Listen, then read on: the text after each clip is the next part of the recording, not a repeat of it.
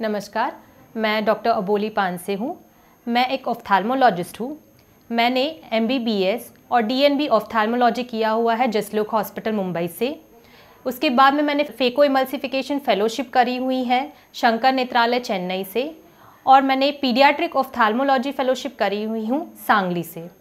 अभी मैं जबलपुर में पिछले 5 साल से कार्यरत हूँ और मैं अनंत हॉस्पिटल जबलपुर में अपनी सेवाएं दे रही हूँ।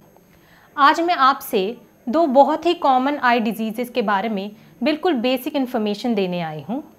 ये 2 डिजीज़ है काला मोतिया और सफ़ेद मोतिया। काला मोतिया मतलब ग्लूकोमा। ये क्या होता है? जब हमारे आँखों का प्रेशर बढ़ जाता है तो आँखों के पीछे की जो नस होती है, जिसे हम ऑप्टिक नर्व बोलते हैं, जिसके थ्रू आँखों के पड़ी रोशनी ब्रेन तक पहुँचती है, उस नस में दबाव के कारण कुछ चेंजेस हो जाते हैं और उससे हमारी रोशनी कम हो जाती है। इसे बोलते हैं काला मोतिया। काला मोतिया इतना इम्पॉर्टेंट क्यों है और उसके बारे में इंफॉर्मेशन मैं क्यों दे रही हूँ आपको? क्योंकि इसे हम साइलेंट किलर ऑफ आई बोलते हैं। क्योंकि जब ये होता है तो हमें नहीं समझ आता कि हमें काला मोतिया हुआ है, जब तक हमारी नज़र सिग्निफिकेंटली कम ना हो। इसके लिए हम एकदम से चेकअप करने जाते हैं और हमें एकदम से समझ आता है कि हमें काला मोतिया है, और जब तक हमारी नज़र ऑलरेडी कम हो चुकी होती है। तो हमें क्या प्रिकॉशन लेने चाहिए कि हमें काला मोतिया पहले समझ आए कि हमें काला मोतिया है और हम जो नज़र का जो लॉस है वो रिस्ट्रिक्ट कर सके।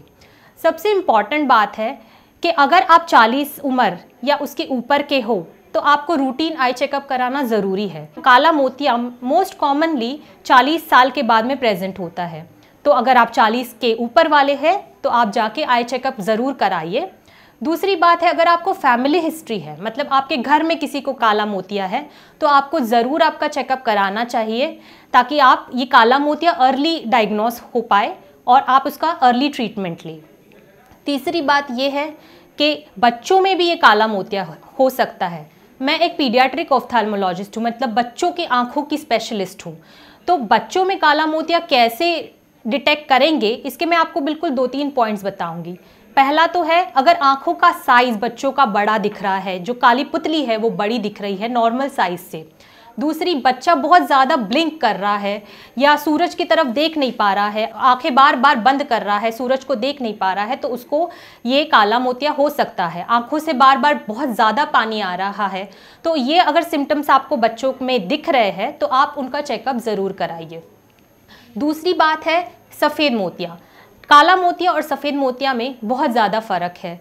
सफ़ेद मोतिया मतलब कैटरैक्ट। कैटरैक्ट तो आप सभी जानते ही हैं, हमारे आँखों के अंदर जो लेंस होती है उसमें ओपेसिफिकेशन, सफ़ेद हो जाती है और उसके कारण हमें दिखने में कमज़ोरी हो जाती है। नॉर्मली जब अपनी आँखों की लेंस होती है वो कांच की तरह ट्रांसपेरेंट होती है, लेकिन एज जैसे बढ़ती है वैसे वो सफ़ेद होने लगती है और लाइट अंदर जाना कम हो जाता है, उसके कारण हमें कम दिखाई देने लगता है और उसे हम कहते हैं कैटरैक्ट।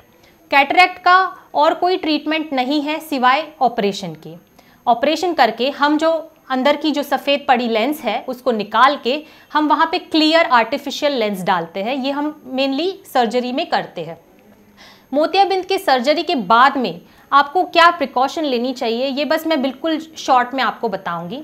पहले तो कोई भी ऑपरेशन हुआ है तो हमें बचाना है उसे इन्फेक्शन से, तो इन्फेक्शन ना हो इसके लिए सबसे इम्पॉर्टेंट बात है, जो दवाइयाँ आपको दी गई है वो नियमित रूप से डालना है। और दवाई जब आप डाल रहे हो तो अच्छे से हाथ क्लीन करना है, सैनिटाइज करना है, सैनिटाइज करके ही दवाई इंस्टिल करें।